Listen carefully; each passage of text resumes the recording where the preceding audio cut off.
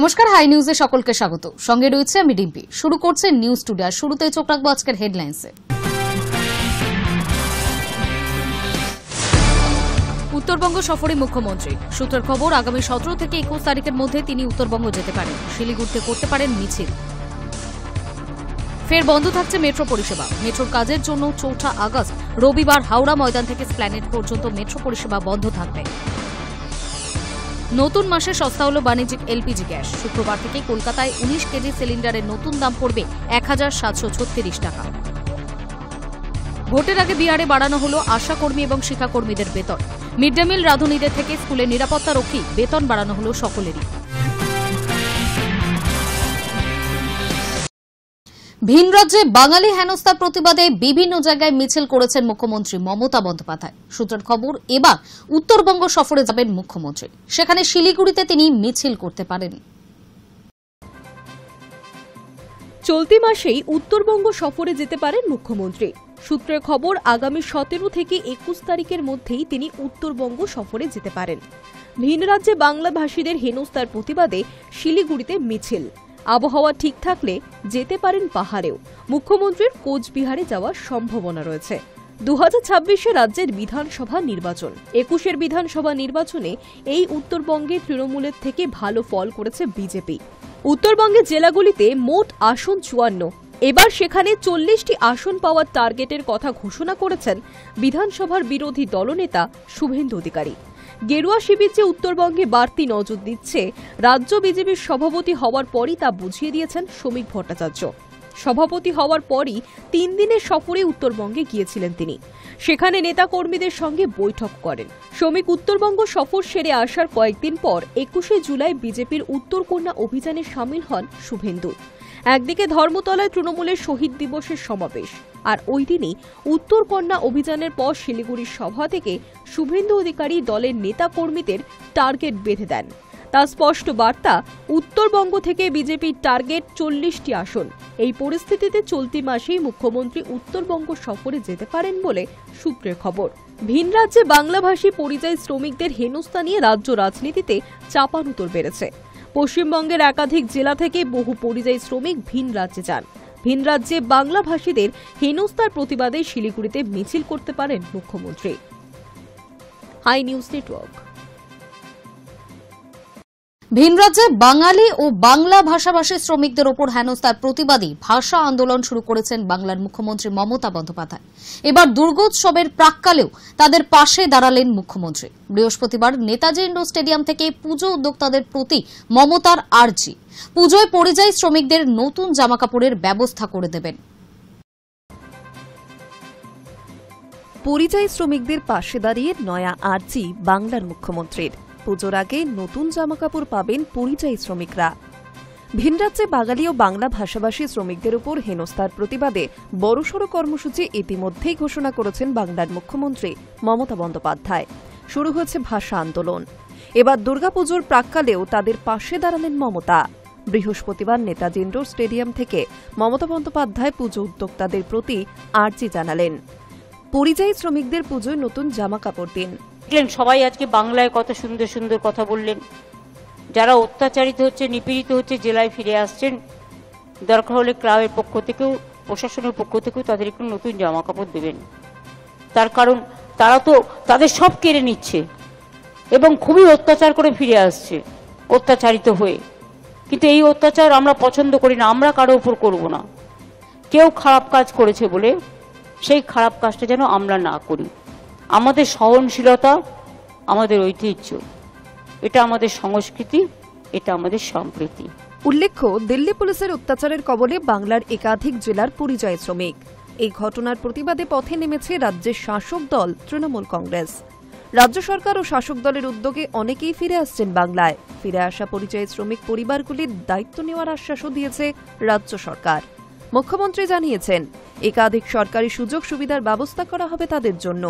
এবার উৎসবের আনন্দে সেসব শ্রমিক পরিবারগুলিকে সামিল করে নেওয়ার অভিনব ভাবনায় মুখ্যমন্ত্রী। সুদিন ফেরানোর পাশাপাশি যাতে বাকিদের মতো নতুন জামাকাপড়ে সেজে উঠতে পারেন তারা, সেদিকেও নজর রেখে পুজো উদ্যোক্তাদের প্রতি মুখ্যমন্ত্রীর বার্তা, ওদেরও পারলে পুজোয় নতুন জামাকাপড় দিন। এভাবেই যে কোনো পরিস্থিতিতে সাধারণ নাগরিকের পাশে থাকার আশ্বাস মুখ্যমন্ত্রীর। Hi news network. বাঙালির সেরা উৎসবের সূচনা ঘটে গিয়েছে, আর এবছর এই উৎসব ঘিরে ভিড়ের প্রতিযোগিতার বদলে দর্শনার্থীদের নিরাপত্তাকে অগ্রাধিকার দেওয়ার কথা বলেছেন মুখ্যমন্ত্রী মমতা বন্দ্যোপাধ্যায়। বৃহস্পতিবার নেতাজি ইন্ডোরের পুজো কমিটিগুলিকে এই বার্তাই দেন তিনি। পাশাপাশি এদিন পুজো কার্নিভালের দিনও ঘোষণা করলেন মুখ্যমন্ত্রী।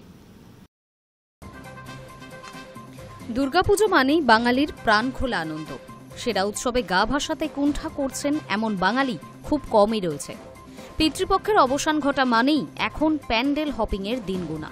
কলকাতা জেলার সেরা পুজো মণ্ডপ না দেখলে তো শারদোৎসব বৃথা। আর সেই টানে দিন রাত মণ্ডপে মণ্ডপে ঠাসা ভিড়।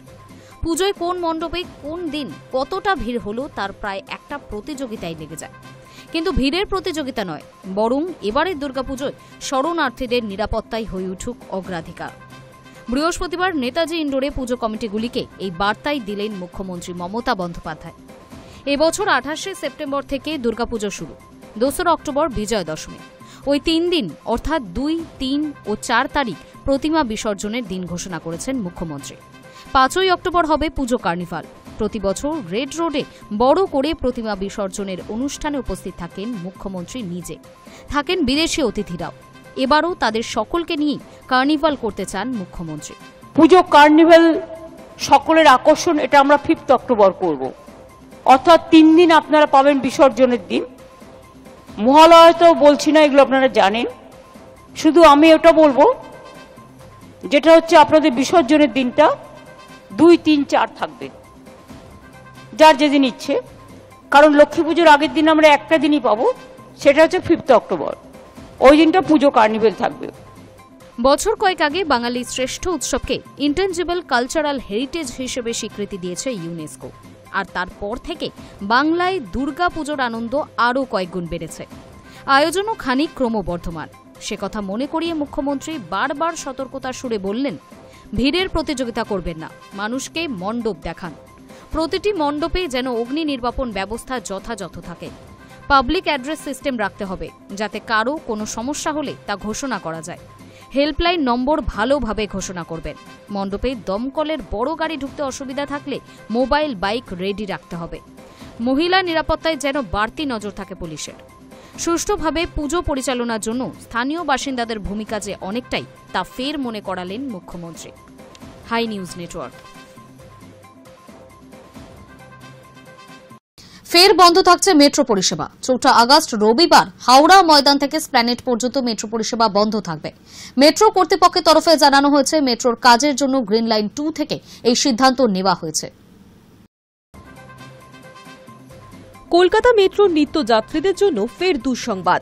কবি সুভাষ মেট্রো স্টেশনের পর এবার হাওড়া ময়দান থেকে এসপ্ল্যানেড। আগামী রবিবার 4 আগস্ট বন্ধ থাকছে হাওড়া ময়দান থেকে এসপ্ল্যানেড পর্যন্ত মেট্রো পরিষেবা। গ্রিন লাইন 2তে এই সিদ্ধান্ত নেওয়া হয়েছে অটোমেটিক ট্রেন অপারেশন প্রযুক্তির পরীক্ষামূলক প্রয়োগের জন্য, জানালো মেট্রো রেল কর্তৃপক্ষ।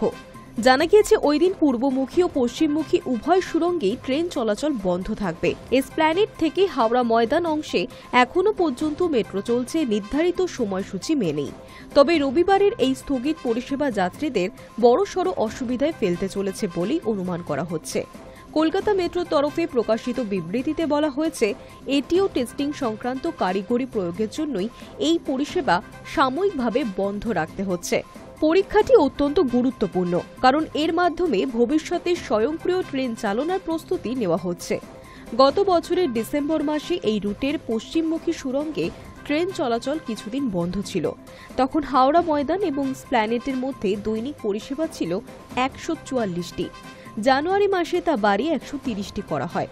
কিন্তু আবারও পরিষেবা স্থগিত থাকায় স্বাভাবিকভাবেই যাত্রীদের দুর্ভোগ বাড়বে। রবিবার ছুটির দিন হওয়ায় হাওড়া ও আশপাশের এলাকা থেকে বহু মানুষ কলকাতামুখী হন। তারা অনেকেই মেট্রোর উপরই নির্ভর করে থাকেন। তাই এই একদিনের পরিষেবা বন্ধ মানেই সাধারণ মানুষের বিকল্প গণপরিবহনের উপর বাড়তি চাপ। এদিকে ব্লু লাইনেও সমস্যা অব্যাহত।